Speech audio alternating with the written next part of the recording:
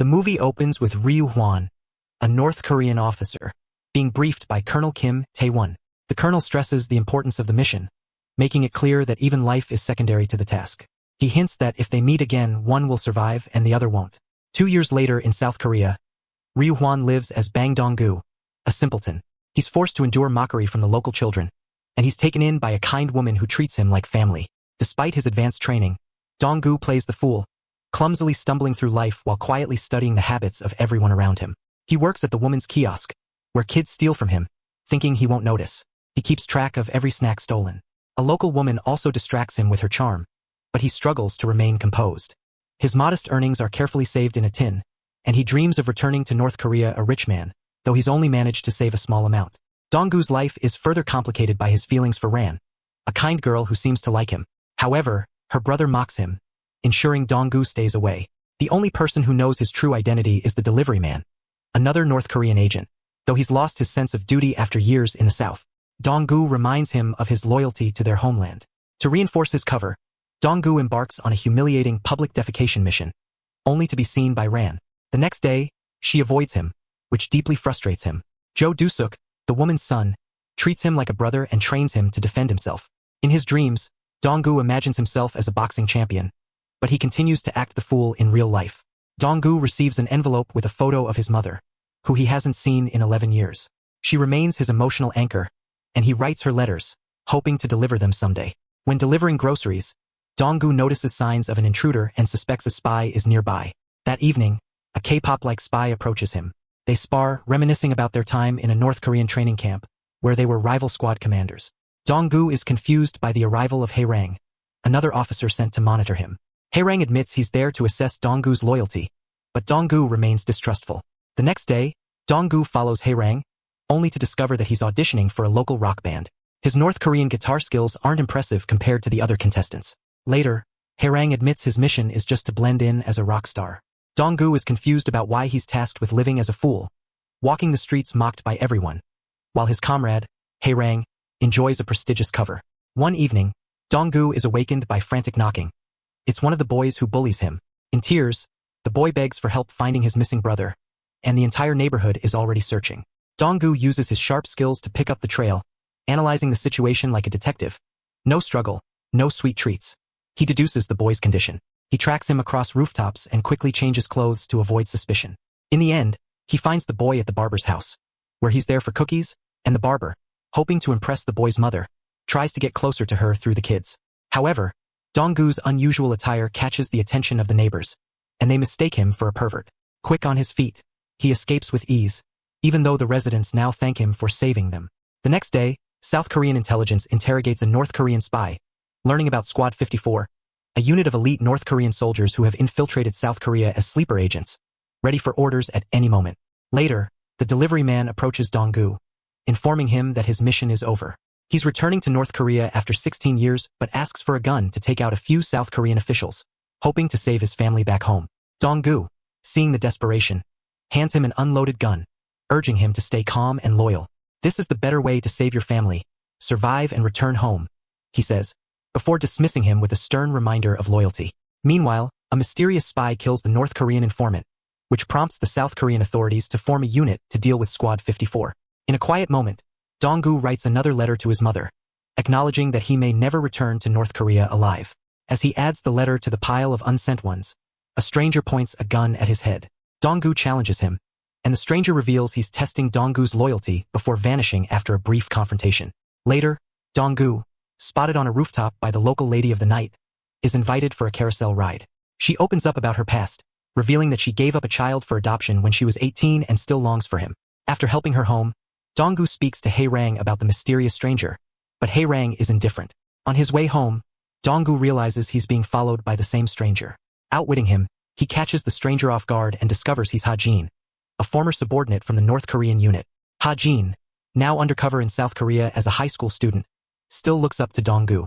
They have a brief exchange, but Ha-jin escapes once more. Dong-gu, rattled by these unexpected encounters, realizes that he's now crossed paths with 2 other North Korean intelligence officers for the first time in years. The next morning, Ha-jin is revealed to be undercover, tasked with befriending the brother of the girl Dong-gu likes to prevent him from interfering with his mission. That evening, Donggu confronts the schoolboy to learn more about Ha Jin's objectives. The boy reveals that his task is to replace Seo Sang-gu, the delivery man. They witness the inappropriate behavior of the girl's employer, who blatantly flirts with her, and Donggu urges the schoolboy to intervene. But he refuses, criticizing Donggu for getting too attached to the locals. Donggu, unyielding, insists, "It's not for her, it's for Yuran's brother. You need his trust." They abduct the man, dressing him in the same outfit Donggu wore when he was mistaken for a pervert. They blackmail him, threatening to expose his actions if he continues harassing Yuran. The next morning, Donggu and his fellow agents are taking a rare break on the rooftop when they notice a tense situation unfolding below. The woman who has taken Donggu in is being threatened by local thugs. They warn her that if she continues to buy from other suppliers, her business will be ruined. Unable to stay out of it, Donggu steps in, keeping up his act as a fool, drawing the thugs' attention to himself. When one of them shoves the woman, Donggu softens her fall. He's ready to fight back, but she stops him, cautioning, "Stay out of this. Don't get involved." Her words make him uneasy. Does she know he's not really as foolish as he seems? Later that evening, her son, a police intern, returns home determined to confront the thugs. Donggu seeks him out at the gas station where he works and asks for help rescuing his stepbrother, who has been captured. The schoolboy handles the situation with ease. Donggu visits his stepbrother afterward in his usual simpleton persona. The brother reassures him, "To protect family, you have to be strong. Don't worry, I'll take care of mine. You can count on me." The following day, at a neighborhood barbecue, Donggu starts to realize he's getting more attached to this place and the people around him. Meanwhile, back in North Korea, Colonel Kim Tae-won meets with a high-ranking minister to discuss improving relations with South Korea. However, the presence of Squad 54 agents, including Donggu, threatens these efforts. The minister orders their recall, calling them traitors and planning their execution to cover up the truth. But the colonel insists that they should be honored as heroes instead. "I'll handle it if I must," he says firmly. Donggu's peaceful life is abruptly shattered when he receives the dreaded self-destruct order. Soon, a wave of violent death sweeps across South Korea. The schoolboy, confused, believes Donggu has ignored the order and plans to kill him. "Don't be an idiot. Take the gun away." Donggu tells him, "We're just like those Andes. No one will care if we vanish." Tensions rise as the spies argue. Donggu is ready to follow orders, but only if he gets a guarantee that his mother will be cared for. Meanwhile, South Korean intelligence is left puzzled by the mass casualties. Seo Sang-gu, the head of a special unit, figures out what's happening. Only 3 spies are left. Despite orders to leave them alone, he refuses to stay passive and decides to intervene. Seo Sang-gu confronts Donggu and urges him to defy the order. He reveals he was once part of Squad 54 but defected, not wanting innocent lives to be wasted for a lost cause. The schoolboy attacks Sang-gu in a fit of rage, but he's quickly captured by South Korean forces. "Hide me. I ran away," the schoolboy begs. Meanwhile, Donggu decides to shed his fake identity. He visits the barber, cuts his hair, and reveals his true self to those who've cared for him.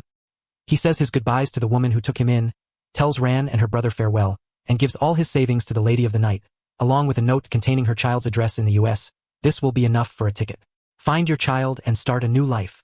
Donggu knocks out Sang-gu and uses his radio to contact his superior, who informs him that Colonel Kim Tae-won has come to South Korea to eliminate the remaining spies.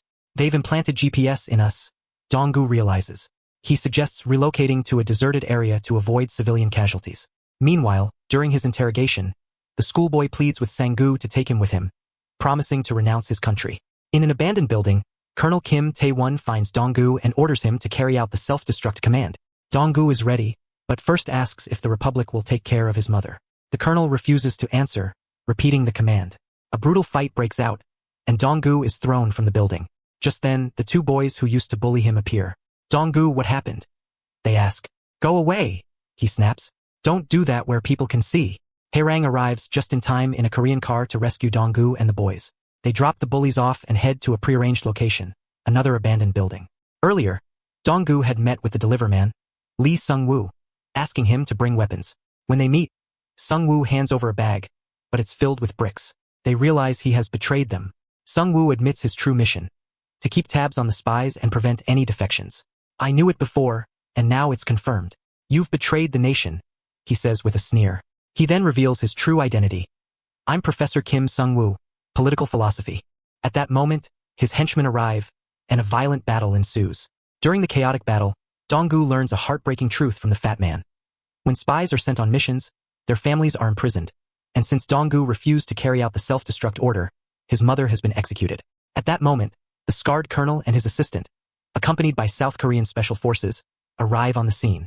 The schoolboy, now aligned with Dong-gu, breaks free from the car and takes down several North Korean snipers. With the snipers eliminated, he urges the team to rescue Dong-gu. On the rooftop, Dong-gu and the rockstar try to escape, but they're cornered by the colonel and his men. A vicious fight ensues. While the rockstar holds off the colonel's forces, Dong-gu faces his former mentor in a one-on-one battle. The colonel proves stronger and is on the verge of finishing him off when the South Korean special forces intervene. Disguised as one of them, the schoolboy shoots the colonel. Mortally wounded, the colonel pulls a grenade, planning to take everyone down with him. In a last-ditch effort, the rockstar sacrifices himself, grabbing the colonel and plunging off the rooftop with him. The schoolboy rushes to protect Dong-gu, refusing to give up. Overcome with grief from the loss of his mother, Dong-gu finds a savings book in his jacket. The woman who took him in had secretly been saving money for his future. In that moment, he realizes how much she cared for him, and he breaks down in tears, longing to return to the family and life he had built. In a moment of panic, the schoolboy fires at the head of the special unit, sparking a deadly return barrage. Dong-gu pulls his protege into an embrace as the bullets tear through them, sending them both tumbling off the rooftop. As their bodies lie still, we hear the echo of their past conversation. I just want to be an ordinary man in a peaceful country. Then I'd be the beautiful girl next door. To both of you. Thanks so much for watching. You're amazing, and we'd love for you to stick around. Hit subscribe and let's dive into more great stories.